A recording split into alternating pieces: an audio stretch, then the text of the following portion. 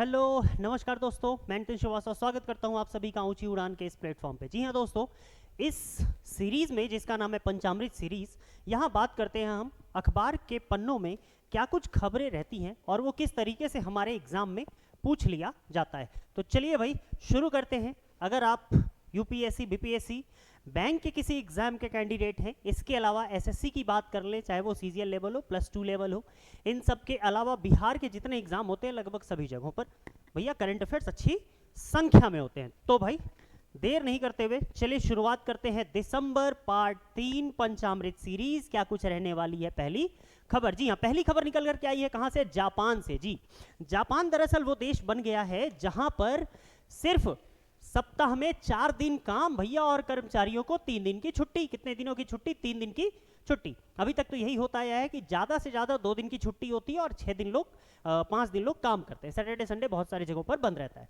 बहुत सारी जगहों पर सप्ताह के 6 दिन काम होते हैं, संडे को बंद रहता है। लेकिन जापान ने क्या किया है भाई साहब, कहा कि एक काम करो 3 दिन की छुट्टी, जाओ, है ना, जापान सरकार खुश ही बोले जाओ 3 दिन की छुट्टी। अब लोग वहां के पूछ भाई क्या करे भाई साहब, मात्र 4 दिन काम करना पड़ेगा।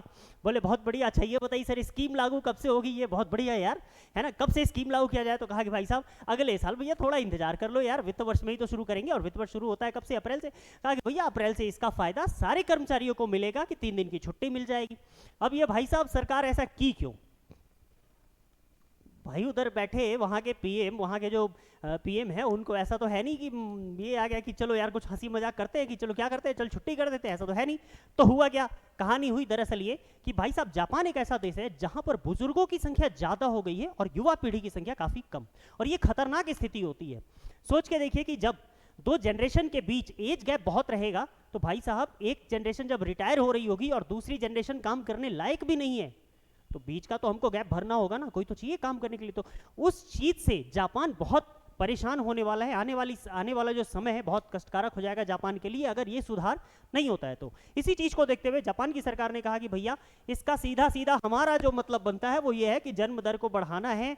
भाई साहब थोड़ा बच्चे पैदा करो यार, तुम लोग क्या कर रहे हो, है ना। जनसंख्या अगर नहीं चलेगी, जनसंख्या ही नहीं रहेगी तो भाई साहब काम कैसे होगा, राइट। तो जापान सरकार का एक बढ़िया नियम कहां से आया है? हमने कहा जापान में क्या हुआ, 3 दिनों की छुट्टी मिल गई। क्यों मिली है? जन्म दर को बढ़ाने के लिए मिली है। लागू कब से होगा? अप्रैल 2025 से लागू किया जाएगा। चलिए भाई अगली खबर क्या कुछ रहने वाली है अखबार के पन्नों में, जरा देखें। हाँ भाई अगली खबर जो आई है ये हमारे बांग्लादेश से निकल करके आई है। हुआ क्या है कि यहाँ के लोगों ने 62 फीट ऊंचा एक प्लास्टिक का रोबोट बनाया है। कितना? 62 फीट ऊंचा। क्या बना दिया है? प्लास्टिक का रोबोट बना दिया है। कहा बहुत बढ़िया। अच्छा सर ये बनाया कहां पर? सबसे पहले तो स्थान जान लेते हैं कि भैया बांग्लादेश में बना है तो कहां पर बना है। तो हमने कहा कि कॉक्स बाजार के, है ना, वहां पर जो समुद्र तट है वहीं पर बनाया गया है। और ये जो बनाया गया है, ये जो राक्षस आपको बता दें, ये प्लास्टिक, कौन सा प्लास्टिक जो कचरे में फेंका हुआ रहता है, उन प्लास्टिक से ये बनाया गया है। दरअसल बनाया क्यों गया? क्योंकि देखो भाई समुद्र में जो प्लास्टिक प्रदूषण बढ़ रहा है ना। अब भाई जितना कचरा होता है हम लोग तो वैसे ही सारा काम तो वही करते हैं हम लोग, है ना, तो उसको समुद्र में बहाने का काम कर देते हैं।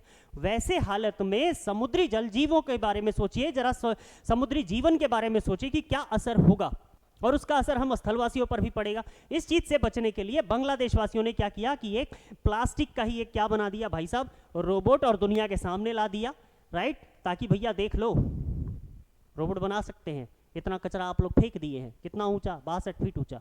तो सावधानी बरतने की आवश्यकता।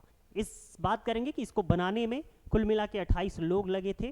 30 दिन तक लगातार इन्होंने काम किया है, तब जाके ये रोबोट तैयार हुआ है। तो याद रखेंगे कि एग्जाम में एक सवाल बनेगा, किस तरीके से बनेगा कि प्लास्टिक का रोबोट, ऊंचाई पूछी जा सकती है, देश पूछा जा सकता है, कारण पूछा जा सकता है, हो सकता है कि समय भी पूछ लिया जाए कितने दिनों में तैयार हुआ। हालांकि इसकी संभावना बहुत कम है इस तरीके के सवाल। चलिए भाई अगली खबर क्या निकल करके आई है? अष्टलक्ष्मी महोत्सव। जी हाँ, अष्टलक्ष्मी महोत्सव, इसका उद्घाटन किसने किया है? मोदी जी ने कर दिया है। कहां पर किया है? हम कहेंगे भारत मंडपम।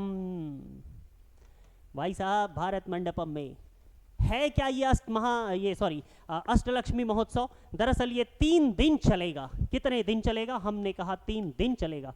अच्छा जरा आप इसके नाम पर गौर करें, अष्टलक्ष्मी यानी कि 8 लक्ष्मियों की बात की जा रही है। कहाँ? हाँ जी, पूर्वोत्तर के 8 राज्यों को, राइट, जिसे हम नॉर्थ ईस्ट कहते हैं, वहां की संस्कृति का इसमें जश्न मनाया जाएगा। और ये महाअष्टलक्ष्मी जो महोत्सव है ये सॉरी अष्टलक्ष्मी, बार बार स्लिप कर जा रहे हैं हम, सॉरी, जो अष्टलक्ष्मी का ये महोत्सव है ये आपको पहली बार मनाते हुए देख सकते हैं।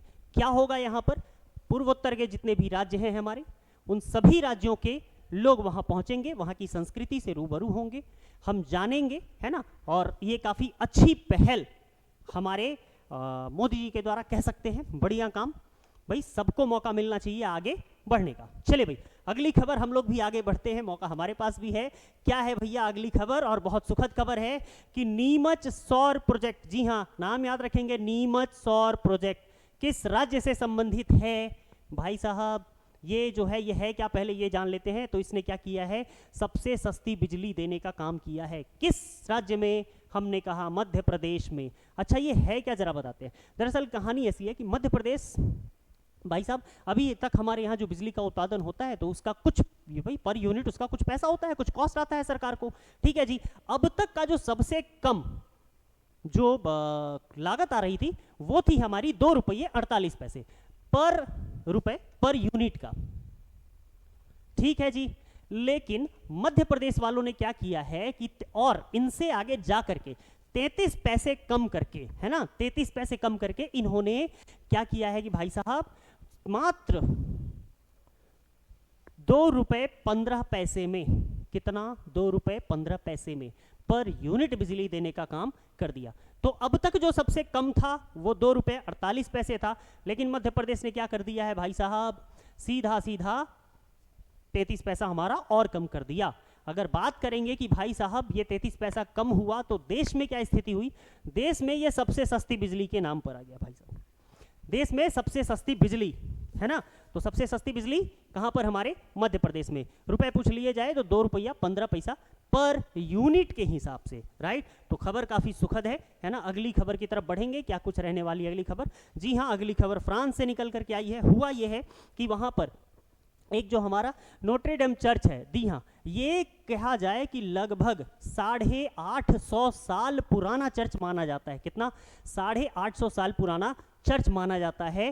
दरअसल इसमें हुआ ये था कि 2019 में इसमें आग लग गई थी और उसके बाद से इसको थोड़ा सा, भैया अब जब आग लग जाएगी तो सब संभावित सी बात है कि वापस बंद कर दिया गया और फिर वापस, है ना, इसको खोलने का काम किया जाएगा। तो जहां पर खोलने का काम भाई किया जाएगा वहां पर हमारे ट्रम्प साहब भी मौजूद रहेंगे। आपको पता होगा कि इस समय अमेरिका के जो राष्ट्रपति हैं हमारे, कौन है, ट्रम्प साहब हैं। इनके साथ साथ बहुत सारे लोग यहाँ पर मौजूद रहेंगे और ये जो काम किया जाएगा, ये जो नोट्रेडम चर्च है इसका जो शुभारंभ किया जाएगा, इसको खोलने का काम, तो भैया दरवाजे पर कहीं पर, भैया किस चीज़ को खोलने का काम होता है उससे पहले नॉक करना होता है ना, तभी तो दरवाजा खुलता है। तो भाई साहब यहाँ के जो आर्क बिशप है जिनका नाम है लॉरेंट आउलरिच, ये क्या करेंगे कि दरवाजे पर दस्तक दे करके और इसकी वापस से रीओपनिंग किया जाएगा, ठीक है जी। तो हो सकता है ये पूछ लिया जाए परीक्षा में कि ये बताइए नोट्रेडम चर्च किस देश में है ना, और अभी हाल फिलहाल में किस लिए चर्चा में था। चलिए भाई अगली खबर देखेंगे क्या कुछ रहने वाली है।